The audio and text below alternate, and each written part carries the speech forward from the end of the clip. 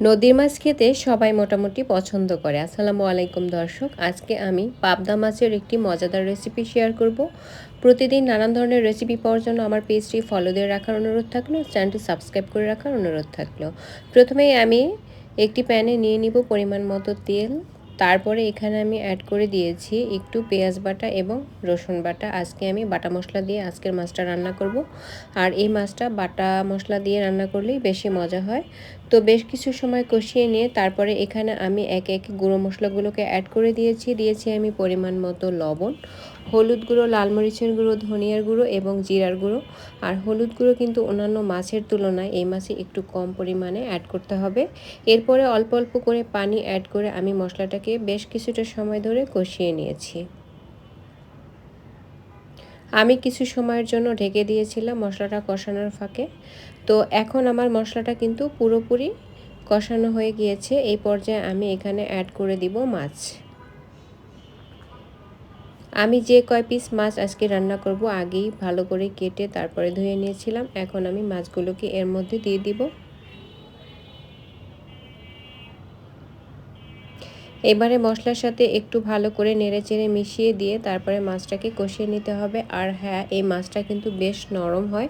প্রথম দিকে একটু নেড়েচেড়ে কষিয়ে দেওয়ার পরে বেশ সাবধানে কিন্তু এই মাছটাকে নাড়াচাড়া করতে হবে, আর না হলে কিন্তু মাছটা পুরোপুরি ভেঙে যাবে।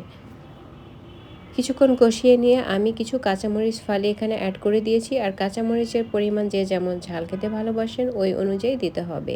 যখন মাছটা পুরোপুরি কষানো হয়ে যাবে ওই পর্যায়ে আমি অ্যাড করে দিয়েছি পানি অ্যাড করে এরপরে মশলার সাথে ভালো করে মিশিয়ে নিয়ে মিডিয়ামের চেয়ে একটু বেশি ফ্লেমে মাছটাকে রান্না করে নিব যতক্ষণ না ঝোলটা অনেকটাই ঘন হয়ে আসে।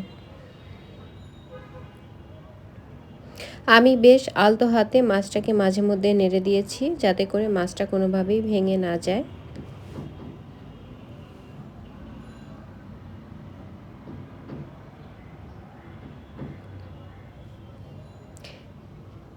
তো মাছটা কিন্তু এখন পুরোপুরি মোটামুটি হয়ে গিয়েছে। আর কিছুক্ষণ পরে আমি এটাকে নামিয়ে পরিবেশন করে নিব। তার আগে আমি এখানে অ্যাড করে দিব ধনিয়া পাতা কুচি। চুলায় থাকতে যে কোনো তরকারি কিছুটা পাতলা মনে হলেও এটি কিন্তু নামানোর পরে অনেকটাই ঘন হয়ে যায়। ধনিয়া পাতা কুচি অ্যাড করে দিলাম। এখন ধনিয়া পাতা কুচি অ্যাড করার পরে খুব বেশিক্ষণ কিন্তু আর জাল করে নেওয়ার কোনো প্রয়োজন হয় না। 1-1.5 মিনিট জাল করে নিয়ে তারপরে নামিয়ে গরম গরম ভাতের সাথে পরিবেশন করব। আর এখন আমার মাছটা পুরোপুরি রেডি হয়ে গিয়েছে। আমার এই রেসিপি ভালো লাগলে আমার পেজটি ফলো দিয়ে রাখবেন, চ্যানেলটি